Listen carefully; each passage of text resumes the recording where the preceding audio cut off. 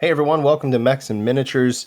I am Rick, I am Polygon Masterworks. and today we're going to be talking about 3D printing. And this is can be something that can be a heated conversation depending on where your views are, whether you're a gamer, whether you're a developer, whether you're just a modeler, a freelance modeler, or it can be pretty diverse reactions.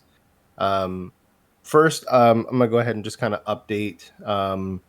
Some of the stuff I've been working on just a little bit in the past week since the last episode. I'm working towards a pretty substantial promotion for my level of things for Revelation Skirmish.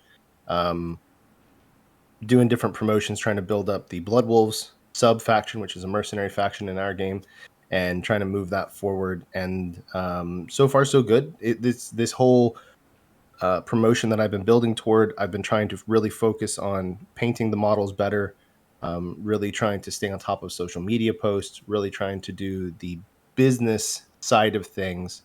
Um, and then I've also been trying to go through my shop and uh, make sure that everything is the way it needs to be. So I'm updating listings, listing some new products, and trying to move forward. So it's a lot of the business hat kind of things. So it isn't always exciting on the behind the scenes, but it's getting more stuff out there for my players to start using. Yeah, but the Blood Wolves miniatures, the paint jobs, and the photos you have been doing are looking awesome. Well, thank you. Yeah, and what we're doing is we're trying to build to a pre-recorded kind of gameplay video.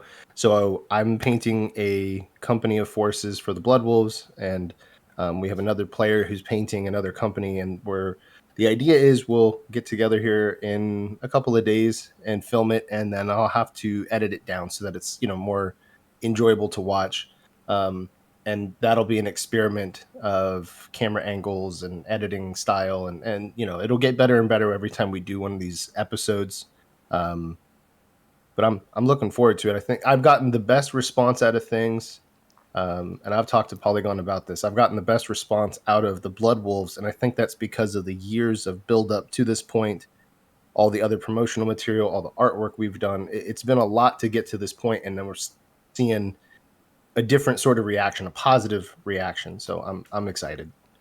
It always helps when the material actually looks great, and as I've mentioned, you really improved everything about it. Improved the painting, improved the photography, and then people they are attracted by the visuals, and then they connect with the lore, with the material, and I'm definitely also really excited about the upcoming Blood Wolves material. Obviously the Blood Wolves will show up in my game Black Star, with the Sierra Blood Wolves showing up as the featured guest fighter. Oh yeah, I'm really looking forward to seeing more and more Blood Wolves material, and to seeing that pre-recorded game, that pre-recorded match. Um, you're gonna try to make it all cinematic, and don't forget to add like the J.J. Abrams lens flares everywhere, and maybe some volumetric fog stuff.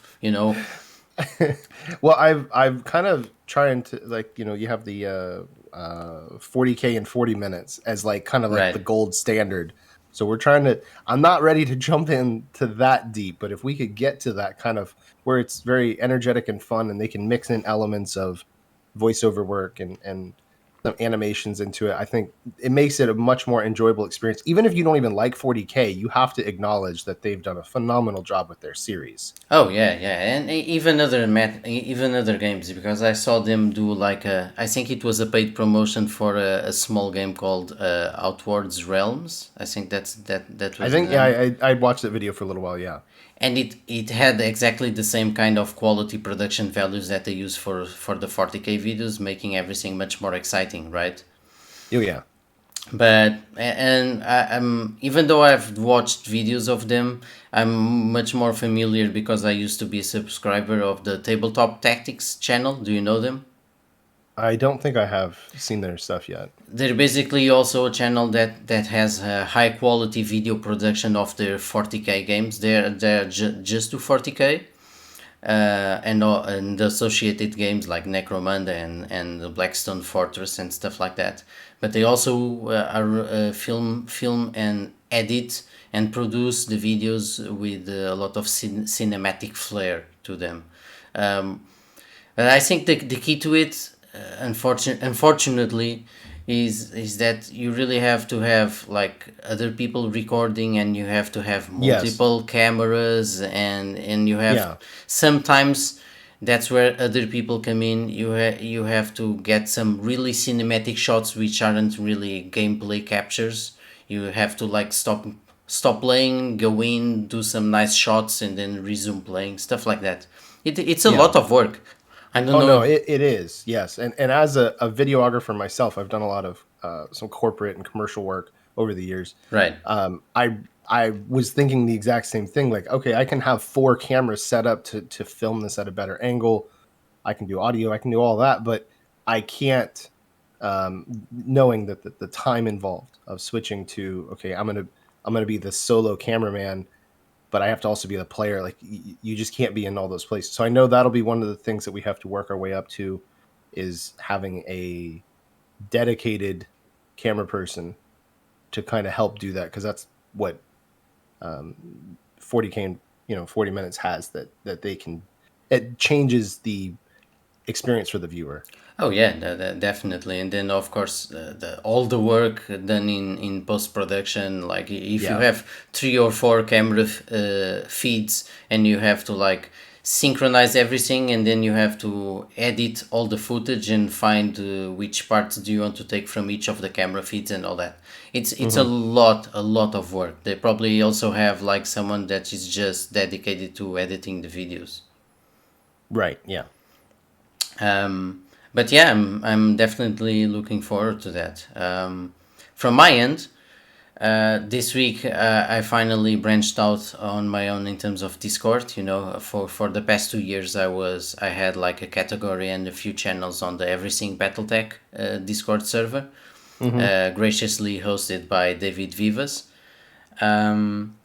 which I thank for all the support and all the community there. I finally started my own Discord server at Polygon Masterworks. The links are, of course, in my social media and in the Patreon.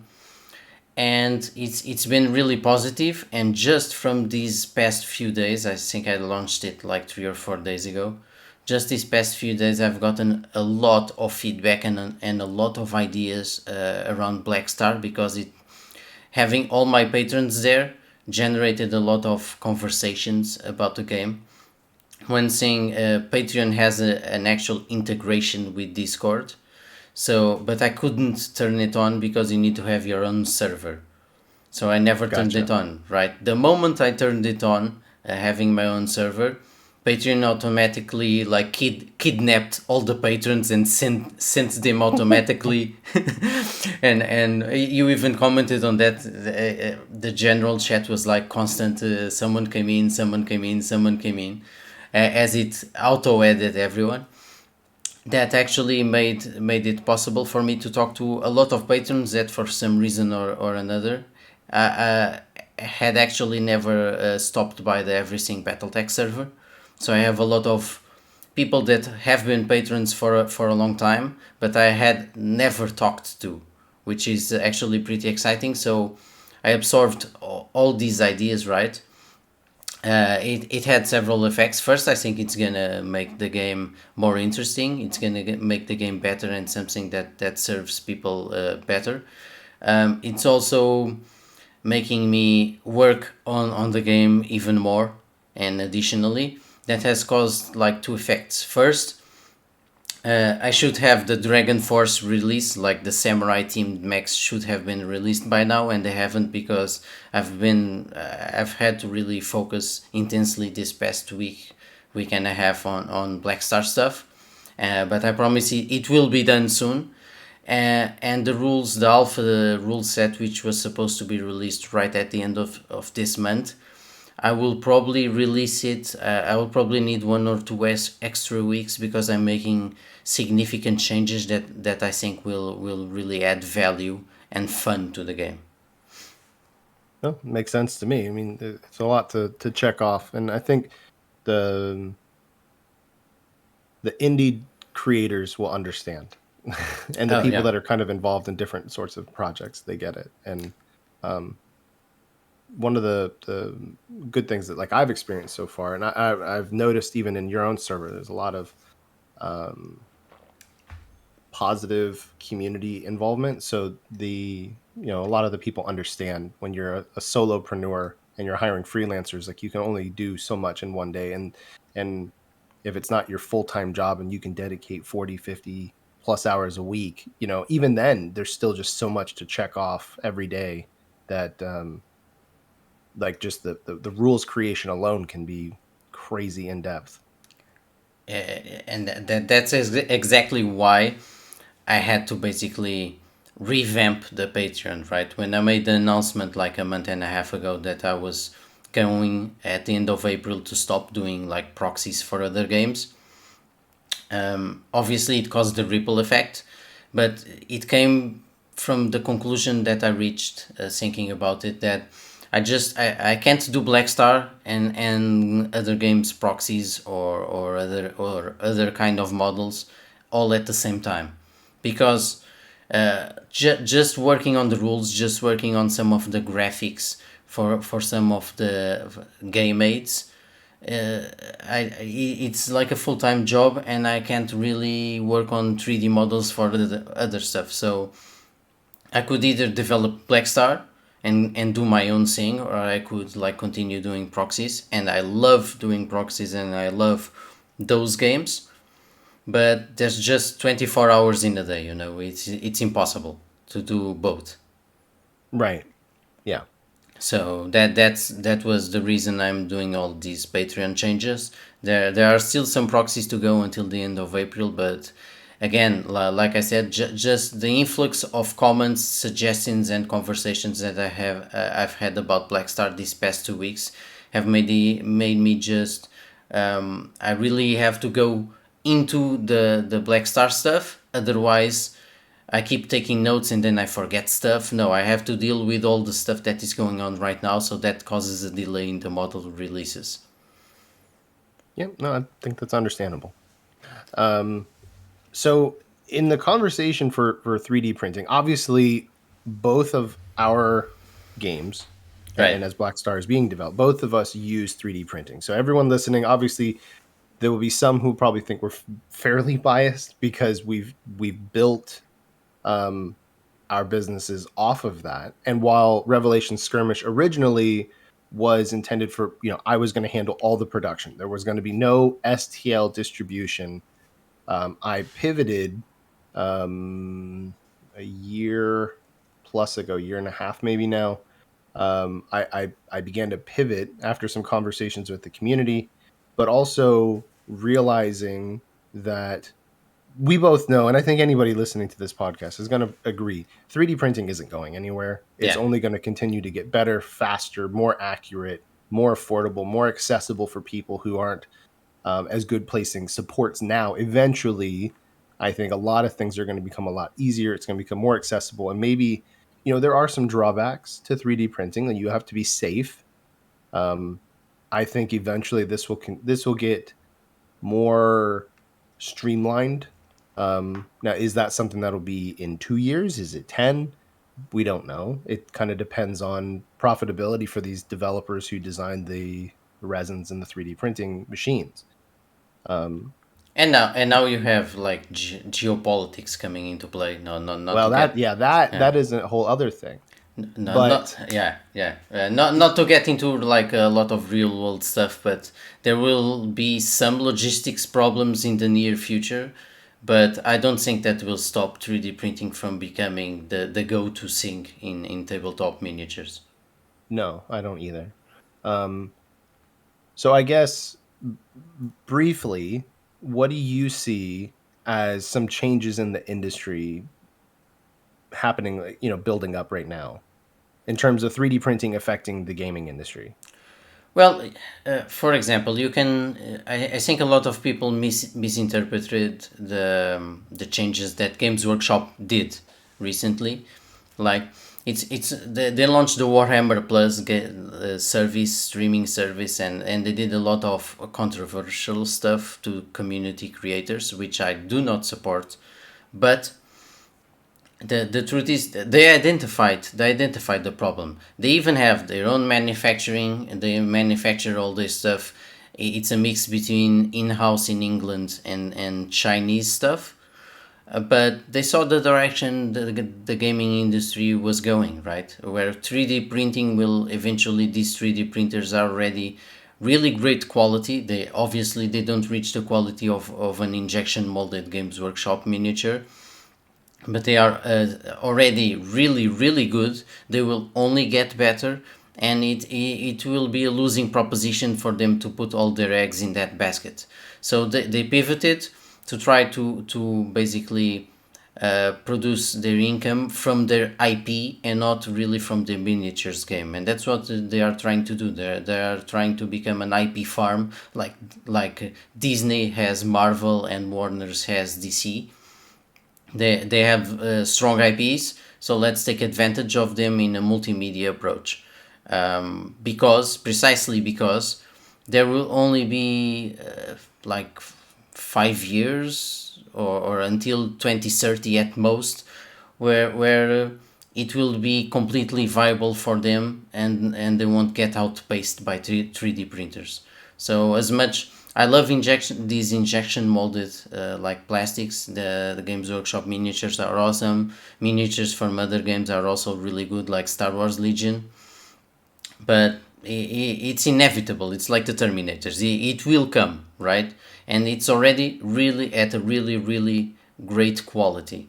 So much so that you can make awesome like 3D models super detailed, and the 3D printers are already capturing all the fine details, right?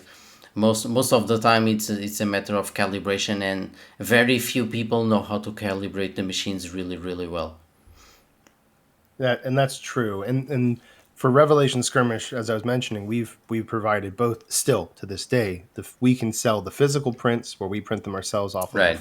4K printer, or we'll sell the STLs. And with the different modelers that I've had involved over the last couple of years of developing Revelation Skirmish, I have some that are more optimized for printing than others. And then that's not all of the models can be printed. I print them all, I paint them, I show them off. But I recognize the issue for someone who may be listening that maybe bought an Anycubic Photon. That printer is older, and the a bit of the difficulty from the consumer side I see with 3D printing is that it's evolving so fast, so you feel kind of being left behind, kind of like when they keep coming out with new Apple iPhones. You Yeah. feel like, oh, okay, well, I've got a 7. Well, we're way past that now, but it wasn't that long ago, and the rapid speed of development and release. Now, what I would say to someone who's looking, maybe you don't have a 3D printer, or maybe you're just trying to get into it, or you have one that's a little older. I think for personally, 4K is a phenomenal place to be. I'm not freaking out with the new 8K machines. I'm not jumping into those, because one of the things is that with 3D printing, you have to recognize the community is evolving with the technology, but it's a little bit behind it. Right. So we have to have models designed by modelers who understand the technology, and then how to use that with 3D printing. So recently, we have a new model being designed called the Arbalist. Now, the Arbalist was designed by a modeler who's done a lot of 3D printing himself. The level of knowledge that he's able to apply because he has his own printer is very different than when I've worked with a couple of modelers who no longer work with me, who had only ever designed models, but they never printed them. They never saw the end result. So they were using techniques that weren't really beneficial, because anybody can, I say anybody because I can't model, but any modeler can design something on a computer screen. But it's very different once you want to move it into the real world with resin printing, and how that changes, and how you have to put certain details in certain places, and you don't want to do too many gribblies because then most printers can't handle it. And then there's the angles of the printing, and you have to have one side of the model that is better for placing supports. And there's a lot that goes into it. All that saying, a lot of the free STLs out there are old at this point, and they haven't. You have some modelers that are out there putting things on Thingiverse that are keeping up, but if you go and you get a file from 2018, it's going to feel really dated Yeah. compared to one coming out in 2022. So there's definitely a learning curve that comes with it as you're a new consumer getting in. Don't buy necessarily the shiniest thing. One of the examples is like the Formlabs 2 printers. When those launched, they were thousands of dollars, and now you can buy a $400 printer. And while they're not the exact same technology, I mean, you can beat the Form 2 depending on what you're doing, and you didn't have to spend thousands of dollars to get your setup going. I actually have a form too. Oh, do you? Yeah, yeah, I have a form too. I mean, it was totally worth it. Of course, at the time it was like something like 4,000 euros, something like that. But That's a lot of money. that's a lot of money. But that was 5 years ago. Right. So five years ago, the quality that the Forms 2 printer had was unrivaled, Oh and yeah, it I'm sure. and it wasn't just the quality.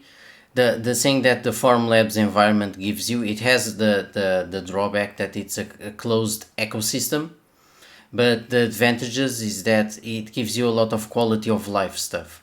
So you know how the 3D printing community, particularly with FDM printers, is always like tweaking the parts in their printers and adding like Yeah. specific parts, specific for multi-filament printing or for more stability or modifying the bed, stuff like that. Obviously, the Form 2 is a resin printer, but it has basically everything is automated. So that was the difference. In traditional resin printers, you're like opening the machine and dropping the resin on the vat. When you see like the resin level needs some extra level to continue printing, um, and the auto leveling of the bed and auto detection systems and security systems when there's leakage of stuff. That basically the machine handles everything automatically. It has all the software then for you to be able to tinker with it if you want.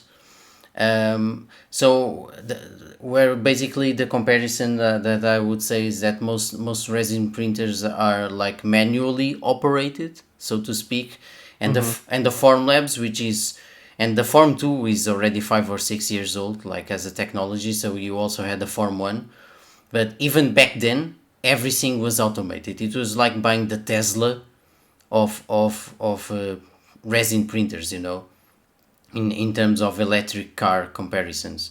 So I definitely feel it was worth it. I don't feel, however, it's worth buying a Form 3 now, for example, because you can buy, they are still super expensive, and you can buy a printer that gives you 90% or even 99% if you actually tinker with it and know what you're doing, for like a fifth or a tenth of the price even. So I don't think it's worth it anymore. I'm not sure how they're going to evolve their business model. Obviously their printers have never been focused on hobbying, right, on tabletop modeling Right. and miniatures and all that. Right. They are heavily used in industry and in dental applications. But I honestly, so they have like specific resins. They have like 20 or something different resins for specific types of work. For miniatures, I mean, just buy one of these new printers. Buy an Elegoo Mars 3 or get into these 4K printers, stuff like that. Right. And one thing that some people might disagree with my opinion on, I want to ask yours first, just to see, because I've kind of voiced my opinion on certain things. So there's podcast episodes and other ways to hear what I think. But what do you think as far as, do you see Games Workshop or other major developers getting involved in 3D printing in any way? Yes, when it's cost effective, basically. Because the reality is, despite worldwide logistics problems, since the unnamed virus, um, it's still, I mean, it's still, if you have actually have the money to put up front to do all the molding and have the money to do the worldwide logistics, it's still cheaper to basically have them manufactured, right? When 3D printing reaches the level where the quality is basically there and the cost is also basically there, then you will see them use 3D printing. For now, it's still cheaper to do injection molding if you actually have the capital to invest. Okay. I think we in the next couple we're already seeing a shift. Um, I think we're going to see a interesting reaction, and it depends on a couple of different factors. I think inflation will change things, or concerns will change things, but also the accessibility of the technology. Right. But I don't know. I think we're kind of getting close to the edge of the cliff where companies that are used to the old model, like you go down to your local game store and you're going to pick up a box of something, is going to severely be challenged. That I when I go to a game store, I look around and I'm like, how long before you can get all of this? And like once you can get it 3D printed, why do these stores want to carry the product? Obviously, because there will always be people who don't want to do anything of the printing side. They don't at all. They want to.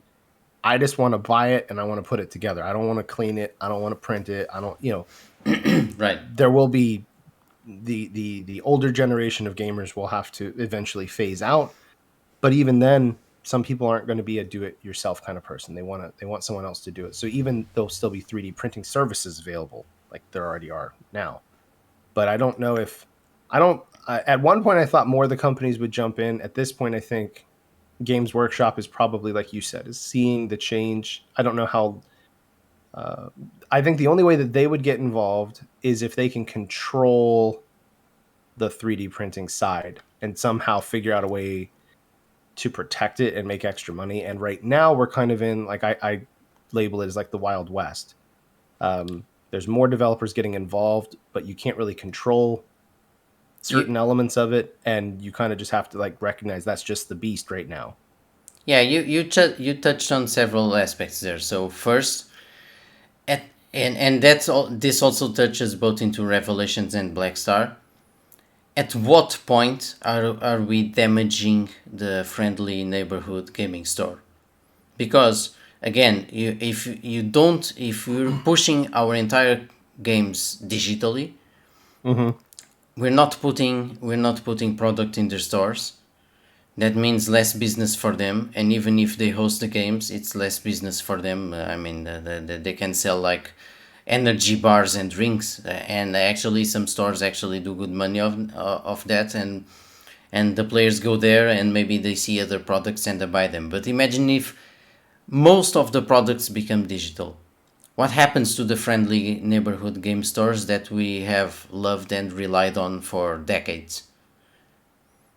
That's an interesting point. And the second part that you were mentioning was the control, right? Because some people say it will only you need to be able to have like some sort of copy protection or DRM schemes in the files. At the moment, like you said, it's sort of the wild west and that stuff. But would that actually work? Because I've always believed piracy is a service problem. It's a supply problem, but it's a service problem. And people have always cracked video games and have always pirated movies. And when did that stop happening on a massive scale? It still happens, but it's not as impactful because you have services like Netflix or Spotify or other streaming services that made it made the product so accessible, both in the price and in the supply, that you'd rather pay Spotify $9 per month instead of going searching the internet to download MP3 files or whatever format they are using now. So is copy protecting 3D printing files really the way the industry actually wants to go? Because I just think that will create problems. I'm basically running my Patreon as okay, people who want to support me, but as a sort of for Blackstar, it will be a sort of subscription service for Blackstar. That's how I'm gonna run it. People who want to pirate Blackstar stuff will pirate Blackstar stuff, even if I don't have it on the Patreon and I have it on some site like My Minis Factory. If you want to pirate it, and we're talking about cheap stuff, you will pirate it. It doesn't the money doesn't matter to you. It's either a cultural thing, I make it too difficult to access the Black Star material. But if the Black Star material is just behind one single paywall on Patreon, just subscribe. There it is. The entire thing is there. So why would you pirate it? Why would I go to the trouble of copy protecting my files? At the moment, it can't even really be done, But imagine if they come up with some weird way to do it, right? I don't see the value in that. Just supply product that people want at attractive prices, and with making it easy for people to get to the product. Well, I've spent a good amount of time thinking about this, and as a creator myself, and I've personally put in a lot of time and money in developing, and I know that you are now with Blackstar, but just setting the table for this. Right, right. And I really struggled with, should I make my STLs available? Because right now, because of the condition of the market and the situation and just the reality of the market, I should say, if you distribute your STL, you have to assume as a developer that it's out there. Someone will give it away. Someone will put it in some sort of group file share, that the files are available. And what I realized was, I noticed this was a couple of years ago. With BattleTech, people were creating models that were better than what was currently available. Now, this was before the Kickstarter launched. So we were kind of in that weird, we only have Ironwind metals and we have 3D Really, printing, and basically. yeah, and really bad plastics from the Alpha Strike line. Right. So, and I watched as modelers were filling in the gap of new product, and there was obviously new product coming out, but it wasn't to current standards of what models should look like. Right. And these people are creating models that are just as good or better than what's available, and then they just give it away. They're not selling it. They just throw it to the community. Here you go. Here's this mech now for everybody. And as a developer, I was terrified because I'm like, how do I stop someone from looking at the Sierra and creating the Sierra over again and then just giving that away? What if they made a better Sierra than what I have available? And they're just like, here you go, guys. I don't want to make any money because I don't want any legal problems. So I'm just going to give it away. And I was like, there's no way to stop an individual who's completely motivated by passion and can dedicate, 100 hours to a model and just give it away. There's no way to prevent that. So I might as well try to head them off.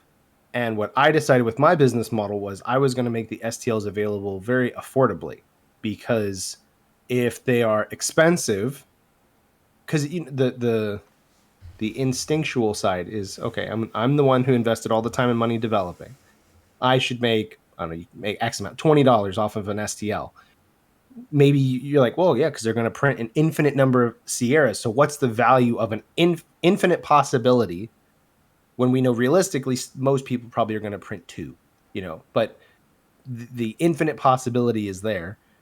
So how do you price that? And I think the market will continue to evolve through that as we kind of progress as a community. But overall, I was like, well, if it's available pretty cheap, then there won't be the incentive to steal it, because, well, why should I go and download it for free when I can go to Rick and give him $5+ and then I can get, then I'm supporting Revelations. Like, it's removing the hindrances, and it doesn't make my company look greedy, or it's like I need $100 for each STL because I don't know, you might print 500 of this. Um, Yeah, and then I don't think these STLs should be expensive. I agree with you.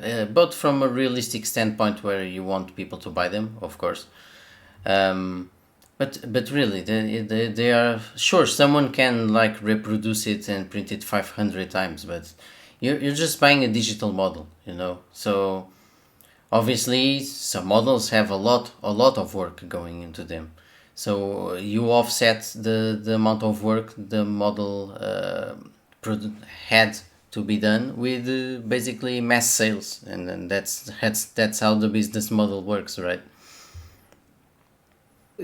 it does in theory. Right now, we're everybody who's doing what we're doing is in the experimental phase. There's Right. nobody who can say, I've been doing this for 15 years, this is how it's done.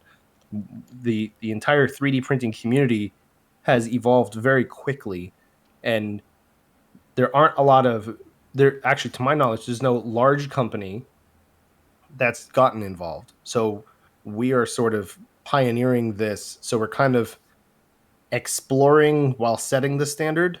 But you, And but then at uh, go but ahead. but you, but you can look at other digital formats that already have a more mature industry. For example, like Steam, like digital games, right? For a long time, people didn't know where it was all headed, and it was believed that every game would become free to play or free because the prices kept dropping and there were so many games being created, and all the Steam sales were insane, right? And what ended up happening, the market stabilized because the companies and the market regulated itself to find the acceptable prices that people are willing to pay. So even I, as a developer, I used to work in the games industry like 10, 12 years ago. And I was concerned with this. Like, why am I going to slave away doing my own game, risking all my finances for 3 or 4 years working on the game or something like that? And then I release the game, and the game is like 10 or 15 euros, and people still think it's too expensive because there are Steam sales constantly offering games at 99 cents or something like that. But the reality is the market adjusted, and if you make people interested and if you provide value, the people will support you, and then that's basically my perspective on the subject, right? So, and we all started as hobbyists, so yeah, there's that guy that is really passionate, is doing good STL models, is putting them up for free, and you think, oh, but maybe he's competing with me, maybe I won't be able to sell my STLs or something like that. But the reality is, if your models are cool, people will want to support you. Well, I think That's my experience anyway. yeah, and I think overall we're just going to have to kind of wait and see. I Right. decided to kind of go more of the as we're obviously I have to be the one overseeing the creation of the models, but I'm kind of going the route of riding a second horse, which is developing the IP and Yeah. doing that through lore and novels, so that that is another service that I'm basically providing for the players. It's not just as much to say, okay, this is the universe and then here's all the models, and I want to focus only on the game, because the models could be faked, but no one can fake the lore. There's Yeah. fan fiction, but nobody can out there no one can be out there in the market creating official Revelations content except for White Light Media. So there's no one to steal that from. Basically, there's no way for someone to steal that from me. Yeah. So I'm trying to continue that development because that's the bigger growth, I think, even forward regardless. That's a good point, and again, that correlates to what I said before. Yeah, obviously there's fan fiction, but basically you control the lore, right? You're the guy that makes the official lore. If people are interested in universe, that they go to you. So again, why wouldn't Games Workshop double down on their IP? Why wouldn't you double down on your IP, right? So Right. this is also the same reason why Catalyst, for a long time, I think they probably still do, even though the Kickstarter happened, but they used to say they were a fiction company. Like they sold paper, they sold the lore, they sold novels, and they sold source books. They were not a miniatures company, and the reason for that was that they are the ones that control the fiction entirely, and they are the ones that control BattleTech. So if you want to, official BattleTech novels, stories, characters, they are the only ones that can do it. While the miniature side, like that passionate guy, like I started, for example, just wanted to do some cool models and put them out for free on Thingiverse, but I can't put out official fiction for BattleTech, Right. and that's the key Right. difference. So, um, kind of hitting on something that you mentioned earlier, do you see? I think we both probably agree that at some point 3D printing will be just as good as injection molds. Yeah. I think depending on the company that you go, like Games Workshop isn't fair because they're the gold standard in a lot of ways, in promotional material, in marketability, in just they dominate in a lot of areas, or at least they're the top guy in a lot of the categories when you're mentioning tabletop gaming. Um, I personally already feel that depending on the model, that 3D printing is so close that in some ways I think it's passing, or it's at least coming up to the same point as what you're seeing in mass production, which is the traditional model of distribution. Um, I think we're very, very close for 3D printing to pass it, or to be at that level. I think so too. The only unknown, and there's always unknown stuff that happens, it's the current geopolitical situation in the world. Because, again, not getting into politics a lot, but the world really shouldn't have made like a single country on the other side of the world the sole manufacturer of a lot of the goods Yeah, and materials and production. 100%. So there's a huge problem there. Nothing against that particular country, but that's a weak point in the logistics chain. Basically, if you put all your eggs in one basket, Hmm. so even resin is mass produced in China. So if there are shortages in resin, or there's actually like what's happening with Russia right now, there are sanctions. There's like a divide in the world. There will suddenly be shortages in resin, and you have your printer, but you can't print anything with it because you don't have resin, or there's not enough resin available being produced in the West, right? And even obviously the machines themselves, the technology, most of them are made in China. How will that be affected by the current geopolitical problems? That is like an unknown factor. The world is currently in like a messy situation, but imagine some miracle happens and in 1 year everything stabilizes. I personally don't really see that, but imagine that happens. Okay, so basically 3D printing will continue booming. But if there are huge worldwide problems that continue or become worse, the standardization of 3D printing will possibly be affected. I still believe the technology is like the present and the future, and it will eventually be as good as injection molding. But it's all a matter of supply and cost. So like I mentioned, we will only see like these big companies really applying 3D printing when it makes sense cost wise, but also when it makes sense supply wise. So basically, if there are really big problems and you can't go manufacture your injection molded stuff in China or in one of those countries, then you have to produce it locally. It's more expensive, So maybe at that point 3D printing is already at a great quality, near or equal it, and the cost for 3D printing is near or equal it. So at that point you will stop doing injection molding, you know. But again, we're going to a situation that isn't easy to predict, even though 3D printing and this technology is the future of miniatures and tabletop gaming. Right. Well, and the I was kind of wondering how not because everything right now globally is in such a chance where things tomorrow we can wake up and it's very different. Right. We don't necessarily know how that will hurt distribution, period, of anything, period. Yeah. But assuming it doesn't destabilize to a crazy, crazy level, I think that 3D printing potentially has the means to get a leg up.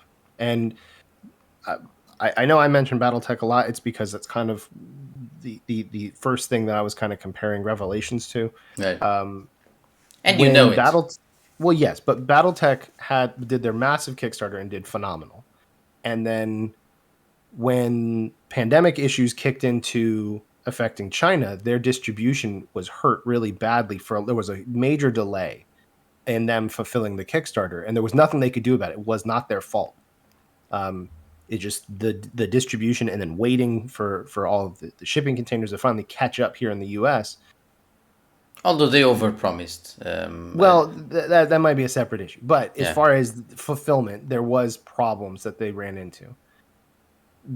But on the flip side, Revelations, we launched our pre-order and we're able to fulfill everything when we said we would, because we were doing all of the production at the time. We were doing all the printing, which I still am. But I mean, as far as we didn't have STLs, we were able to fulfill everything because it was all controlled in the US. All I needed was the resin. I think that that was an example of it, things can happen distribution wise, yet 3D printing can still keep going. Obviously, we would get that. But with inflation, I think that 3D printing may be able to get a new leg up because the cost of now this is again going with the assumption this is more of a luxury item, not necessarily in price, but in necessity of life. Right. It's not food, it's not shelter. 3D printing, though, will be able to get maybe another leg up because it's more affordable to get into versus the inflation for the gaming market. We're watching Games Workshop raise prices. Star Wars Legion recently raised prices fairly significantly. Now, it wasn't a lot monetarily, but it was a lot when you look at percents. Some models went up, a very hefty percentage, and you're like, well, why? Like that, like, because I'm going to look at things from a percentage, not from just the price. If you say it goes up $5, but it was $5 before, that's 100% increase. Like that's a lot. $5 isn't, but the percent, like, and I'm looking at, well, how fast is the percent going to keep going up? But resin really isn't jumping in price at all, depending on the brand you use. So you're able to still kind of continue as long as you can get the STLs, you can continue playing, and you're not as affected, I think, by the different regions of instability with inflation. Yeah, and there's also another issue. It's still related to the worldwide situation, but energy costs and oil costs do affect the production of plastics. and Well, and yes. and worldwide economy, people have been starting to get used to hearing that the worldwide economic model is mostly a debt based economy, but the world economy is tied to oil production cycles because it's tied to energy production cycles. So each time the you have the economy, you want the economy to grow, right? And you want the economy to continue growing, and possibly doubling every few years. That is only possible if you double energy production as well. So it's intrinsically tied to that. it's not possible to increase the economic levels if you decrease the energy levels, which is why, again, not going a lot into the politics and ideology stuff, which is why all these conversations about like global warming and going green, and there's also like, it's particularly in America that there was like a big bill that wasn't passed around that stuff. um, it's the people that go around screaming that we have to cut oil, we have to cut gas, we have to stop drilling for that stuff, and we have to like go all electric and all that stuff. It's not only unrealistic, it's stupidity, because you will have an economic crash if you cut down on energy levels. And even above that, the so-called green technologies aren't as green as most people think, because to produce electric cars and electric components for supposedly green technology, you also produce a lot of waste, and you also consume a lot of dirty, quote unquote, energy resources. And then when you take all that into consideration, and you take into consideration the logistics problems, where most of this stuff comes from the other side of the world, energy is starting to become a problem, where a lot of countries relied on the energy they were importing from countries that they are now at war with or unfriendly with, let's just say. It becomes a problem for everything related to plastics, and it becomes a problem with logistics, transportation, and economics, as you said, with GW and Fantasy Flight raising prices. So what would be the possible answer to that? Resin distribution and availability aside, the easy answer would be 3D printing. Right. And obviously, we are not setting out, as Polygon has mentioned several times, we're not setting out to make this a political conversation, but Yeah, we have to acknowledge as adults that what happens in different parts of the world affects the gaming industry. it's And unavoidable. the cost of plastics going up is going to affect how expensive our little soldiers are. Period. That's just how it is. Right? Exactly. Like they go up, the price goes up, the price of each soldier goes up, and then Yeah. you start running into situations where you get smaller box sizes. So does that different conversation? But does inflation eventually start kind of encouraging more of a kill team style or an infinity style game, because it's less models, but I still get to have a really fun experience, as opposed to I need massive numbers of armies in order to play. And then as inflation goes up, that hurts that. But 3D printing allows you to do those larger scale battles much more affordably. And it becomes more of, the accessibility of how good are the files, how good are you at placing supports. Right now, it's a lot like Polygon was mentioning earlier, it's a lot of do it yourself. You Yeah. have to be the one handling all that. So I recognize as the developer, if I'm selling you the STL, what are you doing? Well, you are handling the manufacturing for your components. So I can't charge you more for the STL than what I would sell you the physical model, because I recognize you're doing the labor side of the work. Yes, I had to go through all the development, all through all those conversations, all the business backside things. But as far as getting the physical Sierra in your hot little hands, you had to handle that part. So it needs to be affordable for you because you're doing the labor. Um, Exactly. and You're missing a half of the product basically. That's why people don't like to buy a file for the same amount of price the physical model costs, right? Because then they buy the file and they look at it, they don't attribute it the same value to it, because okay, right, I bought right. the file, but if I had done it the traditional way, I would have a figure in my fingers, and I don't have a figure in my fingers, so it needs to be cheaper. And additionally, as this is something that's very relevant right now in the US, especially, is that our fuel costs have jumped through the roof. And Yep. we have not yet seen, as of the recording of this, how is that going to, like, I was wondering, how is that going to affect Amazon Prime? Amazon Prime was developed when things were much more stable. So when you start having gas hit $4 in countrywide, we are at the highest level we've ever been.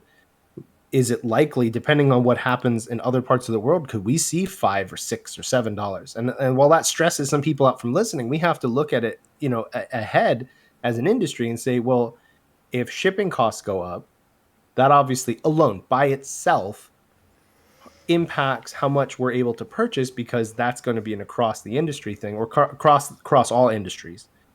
But with 3D printing, again, yeah, the shipping may go up on my bottle of resin, but it's not going to go up so high so fast that I'm still not reaping huge savings, huge phenomenal savings, as opposed to buying it already built or already printed.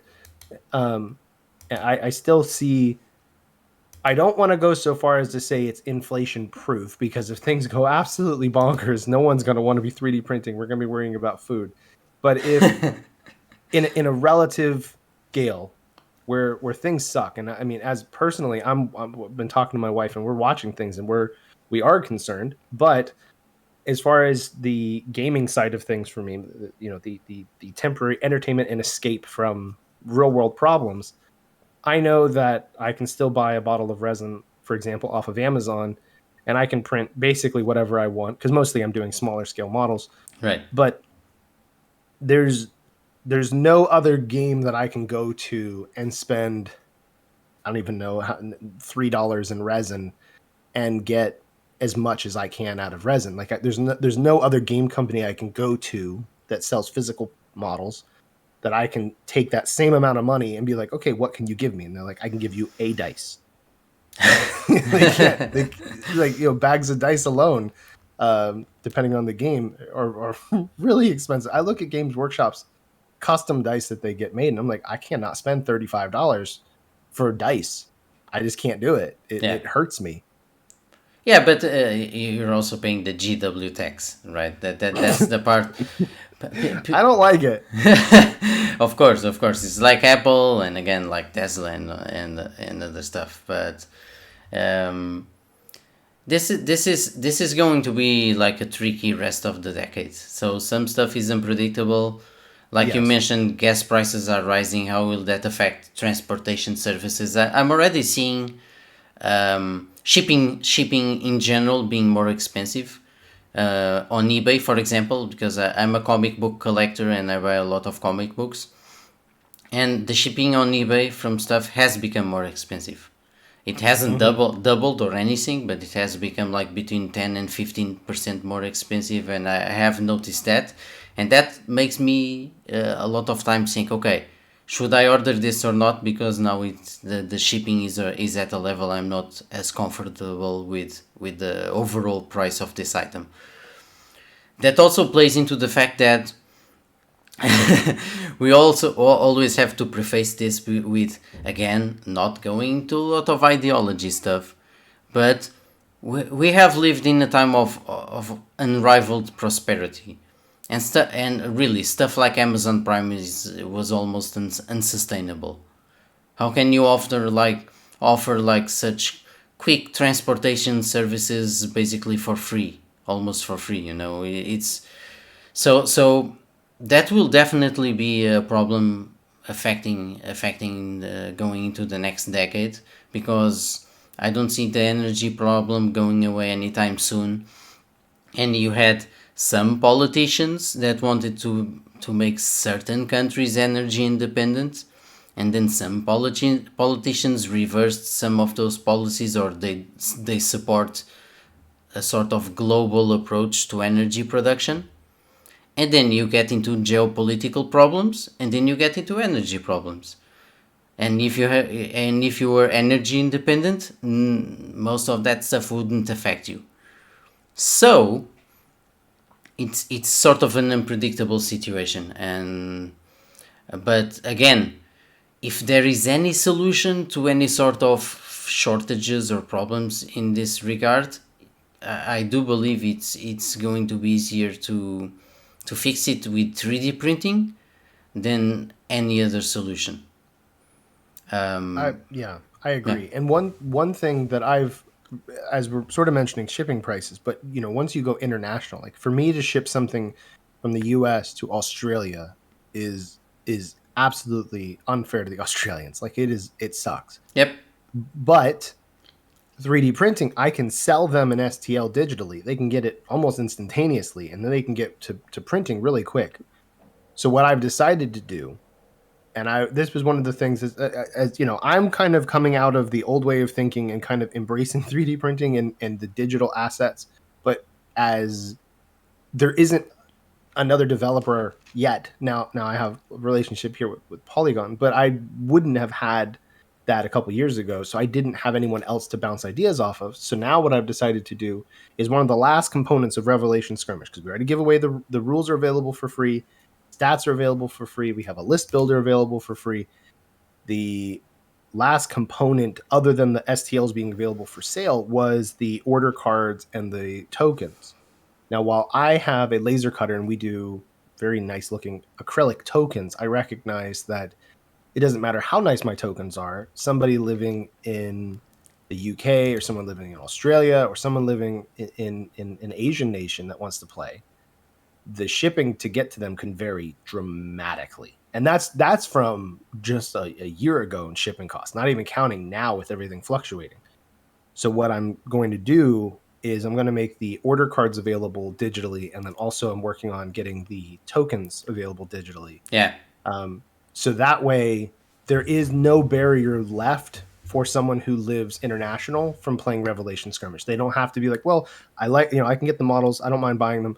I like the rules, but I don't really want to pay for the shipping for a key component of the game, because then I got to wait for that to get here. And I have to pay, they might have to pay import taxes or all kinds of other things that I don't have to worry about here in the US, but they do. So I'm making that change here very soon so that people are able to handle that. Now, granted, if you go and you print a card, even on some card stock from a nice printer, it will never be quite as nice as getting a professionally, printed, regular playing card. The acrylic tokens will never be on the same level as like a resin printed or an FDM printed token, but you can still play. Yeah, So until things kind of settle down, you can still play the game. but imagine, consider your cards, for example. I also used to work in like actual printing, like graphics and pamphlets and posters and all that when when I was like finishing college. So and when I had like my office, when I started Polygon Masterworks, my office was like rented from an actual professional printing house. Right, they did, for example, all the graphics materials for the Web Summit for the last few years. So basically, I mean, if you really, again, if you get the files digitally, if you really like the game and you want to have nicer printed stuff, just go to a professional printing house, and yeah, it's gonna be somewhat expensive, but then you have that set and you can use it until you die, basically. Well, right, yeah. Right. If you want to print some nice looking cards that look like an actual commercial product, pay some extra. Go to a professional printing house, select a nice paper stock. They have like much better printers than the ones we have at home. So with the file digitally having good printing resolution, that won't be a problem. And there you go. You have like a great looking set of cards. At least that's my mentality regarding this stuff. Besides, in terms of what you were talking about, Rick, what's the alternative for the end user? The option is physical or digital, right? But what's the alternative for us game makers? Do I want to have like either Patreon or lots of people that use my Minis Factory or your own website, but you built all the digital framework to distribute the files, right? It's either that, or you go into, and I'm mentioning CGL because of the Battletech Kickstarter. It's not a criticism of them or anything. It's either digital, or you go the CGL route, and then you have to deal with the huge complications that are checking if going into molding, evaluating the different prototype runs to see if the molds are now accurate, basically what's called tooling. And then you have to go into packaging, and then you have to go into distribution, and distribution entails dealing with all the customs, the actual shipping, the customs, dealing with the ports, and then when it at the port, going to the warehouse, and you have to rent a warehouse. Like, it's a nightmare. I don't want to deal with that. That's precisely why I at the moment, even though I have a 3D printer, I don't even sell my own prints. And it's not just because a lot of them are proxies for other games. I'm not planning actually on selling prints for Blackstar. That's why I have Warlord tier patrons and people that partners that are 3D printing partners dedicated to it. Because my time is I don't want to deal with shipping. I don't want to deal with packaging. I don't want to deal with that sort of customer support aspect. I just want to produce my game, right? So that's basically why I've been mentioning Blackstar as more and Polygon Masterworks as more of a subscription service. That's how I envision it, right? I don't want to deal with the physical side because for a while I was doing that for people that wanted, or custom on demand printing, right? And the time I wasted packaging the stuff correctly, and then going to the post office and waiting at the post office. I don't know how the post office is in the US, but in Portugal, yeah, sometimes I was waiting 45 minutes for that stuff. Oh, wow. Or maybe I could subscribe a service, but I didn't have enough business volume to subscribe the service, so I had to do that like manually, so to speak. I have to get into my car and go to the post office and wait in line and fill out the forms and send the stuff and then come back home. And then it's 2 hours later. And those 2 hours are better. You weren't probably charging 100, well, the equivalent of like $100. No, of for course. the model. So you're Yeah. not, all the extra hours isn't like, I was all this losing. extra pay. I was losing money. I was literally losing money. I can spend these 2 hours producing 3D models and working on the rules and doing networking and developing the Patreon and the business, or I could spend them going to ship a box at the post office. What's it gonna be? And I'm not even talking about the whole setting up the print and then doing the post print and cleaning the resin and the supplies with all that stuff, So basically I just want to be a games company. And for me, the whole physical printing part at the moment is out the window. I leave that to official partners that will deal with that. Right. And sorry, just to finish the thought. And it has the advantage that these printing partners are local to wherever they are. So it will always be cheaper for example, for you to order a printed Blackstar material from someone that lives in your state in the US than actually to order it from me and then I have to ship it from Portugal to the US. It takes more time. There's more chance the product will be broken in Right. transit, and then you have to deal with customs there. It's like it doesn't make sense, right? Yeah. No, and that's something I've been toying with as well, and we haven't yet figured out the way to move forward with it, but is having partners that are in other nations to be able to handle the printing, because while I can print, you're right, the longer that it's in the post office's hand, the more likelihood that it's going to be broken in.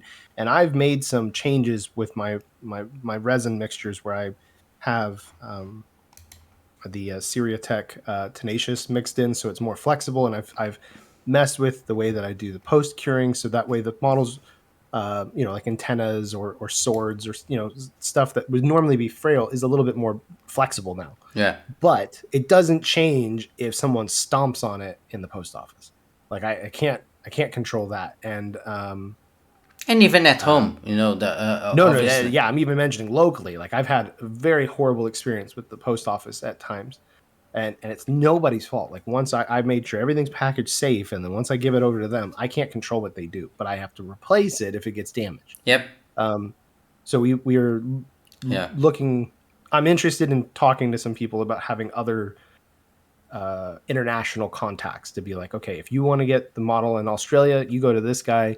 This guy has a business; he'll print it, and that way, it saves the Australians tons of money in shipping costs. So even if they don't want to do the printing, they just want to be able to get the model in their hand. It'll be someone else to move forward with. And again, that is better for you as the game maker. That is better for you as someone that sells products, and that is better for the consumer because they will have the product faster and with less shipping costs and hopefully without problems. So Right. actually having this sort of agreements with people around the world will actually be better for us as creators and as business minded people developing a game, and that is possible because of the 3D files and the 3D printing aspect. And then those people that just print the stuff, right? The people that you partner with, they live off that and they have material to sell, basically. Right. Yeah. Um, do you So have any other comments that you want to add about 3D printing? Any other topics you wanted to bring up? there's probably stuff in here we are forgetting or something. I can mention you talked about considering how selling your STLs would be worthwhile because people in the community, talented people in the community, could be also like producing models for free and all that. And we've focused on obviously the business reality side of it, but there's also the creativity side and the fomenting and growing the community side. And one thing that I want to do, for example, with Black Star is actually nourishing the community and harnessing their power. Right. That's why not only am I trying to create partnerships with people and with game developers like you, Rick.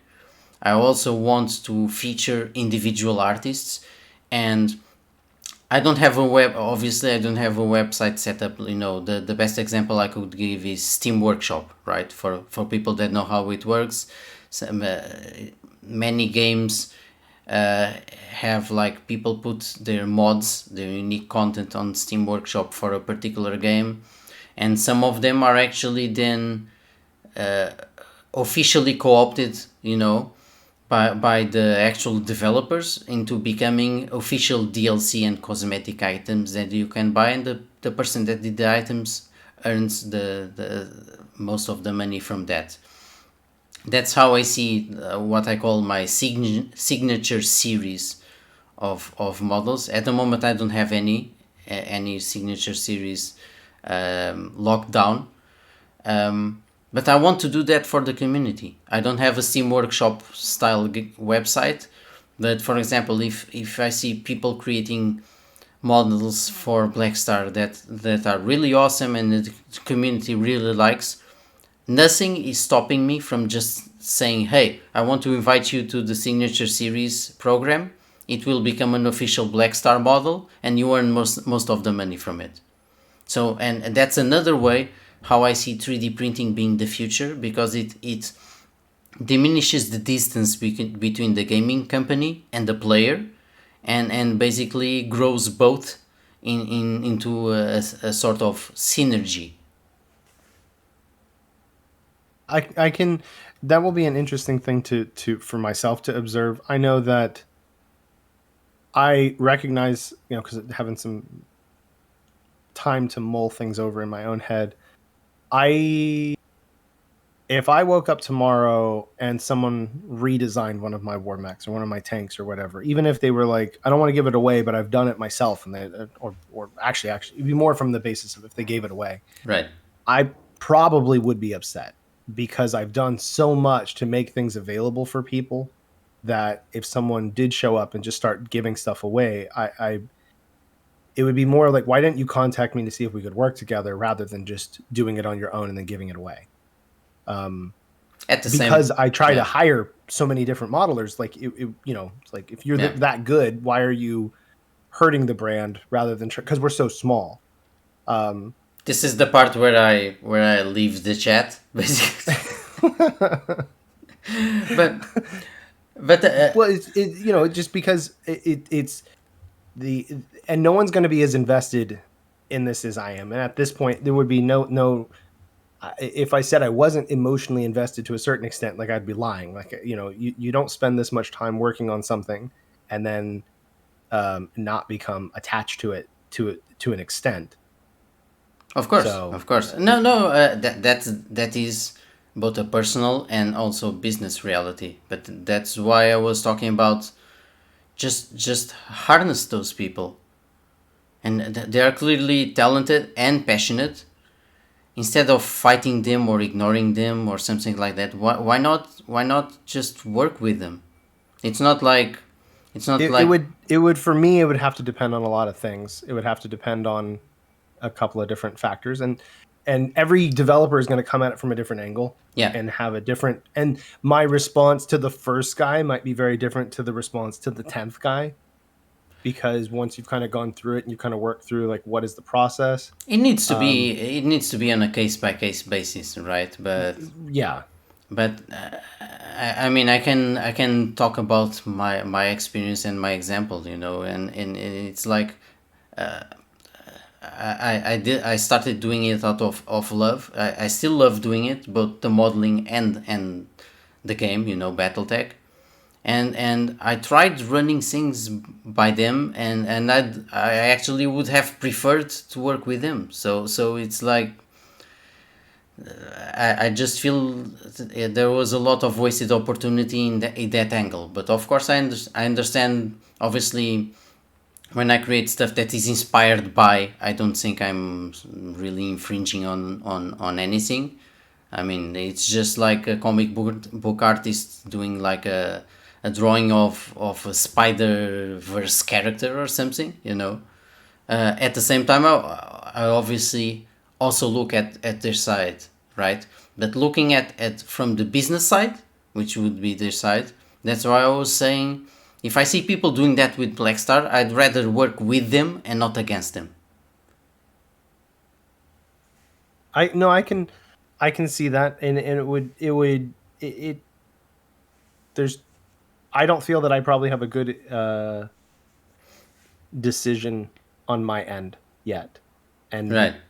um Black Star has more of the potential where if someone comes in and does something, like, because your Black Star is already going to feature guest mechs and guest artists, like it's much easier for you to be like, wow, that's really cool, let's make it available officially, as opposed to with Revelations. Like, if someone creates a new mech and they're like, hey, this goes to this faction, it's like, no, you don't understand. You can't just make a new mech into a faction. There has to be lore established, and it's like, why wasn't that used before? There's a lot of stuff that goes into Oh yeah. Oh where yeah. was this all this time, kind of thing. Because people like to be like, oh, it was used all these years ago. It's like, well, no, because that has a ripple effect on everything else. That, it could be a small thing, or it could be pretty uh, pretty damaging depending on how it's introduced. Yeah. Because again, I'm doing the lore side. There's a lot that goes into every time something new gets created.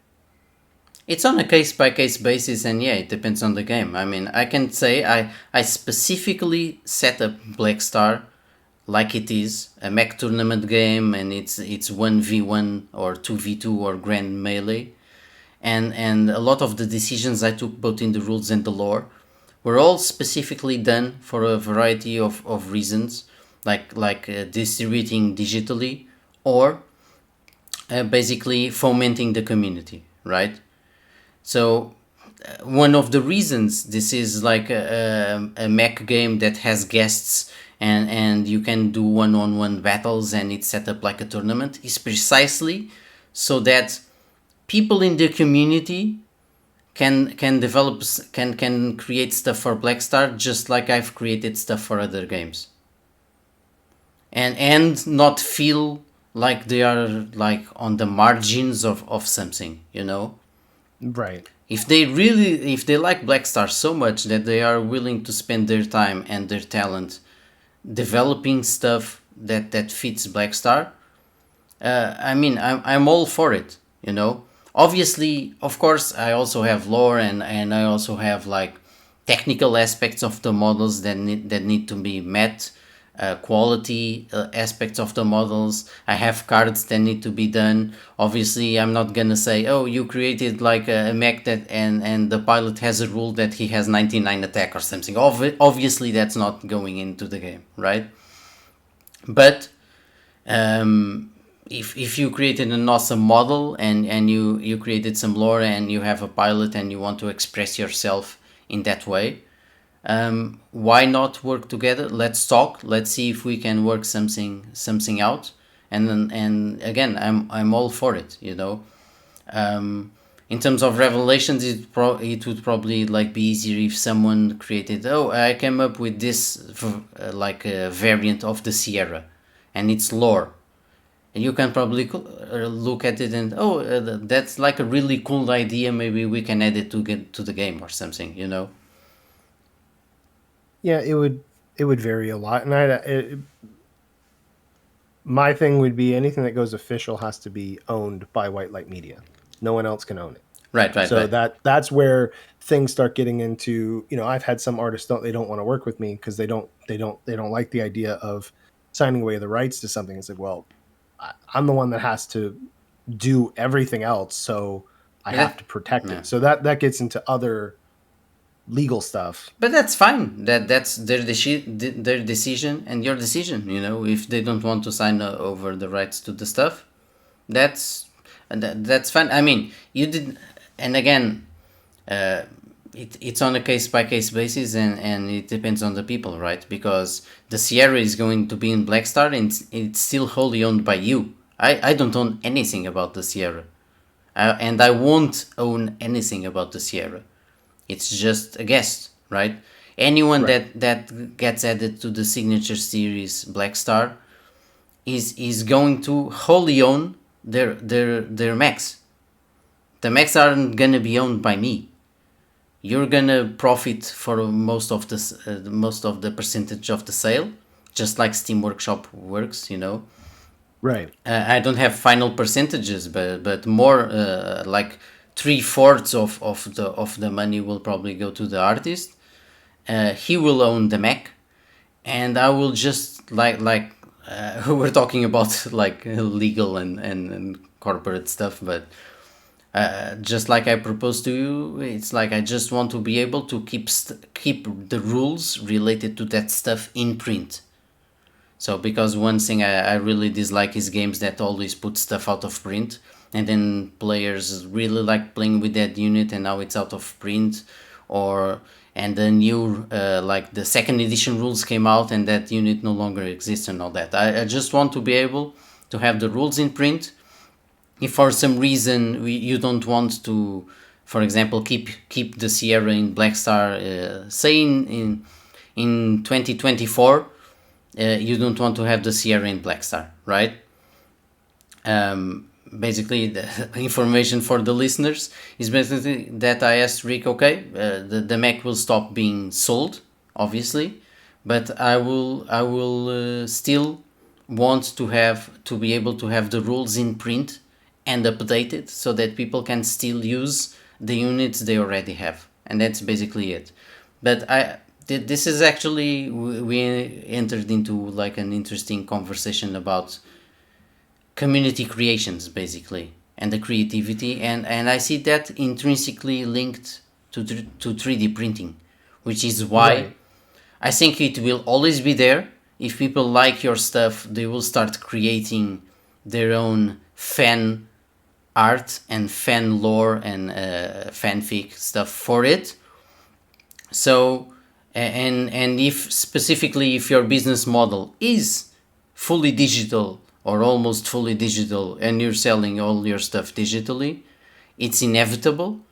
So how can you harness that, take advantage of that to grow both your brand, your business, and also those community creators? because I see Yeah. all that stuff linked, so I can't just ignore it. Like there's so many people doing BattleTech models or proxies for BattleTech models or inspired by BattleTech, and they are compatible with the scale, 6 millimeter, and it's like there's so much talent here that could be focused on actually improving and expanding the entire game, the entire IP, and it's just being ignored to the side for either personal reasons or legal reasons or whatever reason you can imagine, and that sort of bothers me. But that's I can only talk about my opinion and my experience. Yeah, I think this conversation will probably be very different in 5 or 10 years. Yeah, yeah, And it's been on a continually yeah. changing. Unless we are glowing green from all the nuclear fallout. I think we'll be okay. But But but again, consider if you have a 3D printer and some resin bottles, you can still play tabletop games in your nuclear bunker. that's an upside. I guess. But I thank you guys for listening to this conversation. I think there's a couple of other things that probably can touch off of maybe in future episodes, but we have some other topics on the way. Yeah, Um, you know, Polygon and I are going to have, this kind of stuff is different because, if I did a podcast by myself, everyone just hears my one perspective. And it's good to be able to have these sort of conversations more from a developer side as well as a community side, because there aren't a lot of developers talking about this. So hopefully this conversation was a little bit, kind of peeking behind maybe a little bit of our thinking. yeah. And as that continues to grow and change in the months and years to come, based off of inflation or just market changes or just industry changes, and how things will be, down the road. Hey man, I hope we won't be like posting Instagram posts like saying we'll make STLs for food. Um, or, No. or basically having like the skin tone of fluorescent green. Um, but I think this 3D printing is unavoidable. It's like the Terminator, so you can't reason with it, you can't bargain with it, it cannot be stopped. So basically capture it and reprogram its chip and send it back in time. I think that's the best option. Okay. But thank you guys again for listening, and we'll talk to you guys again in the next episode. Okay, bye everyone. See ya.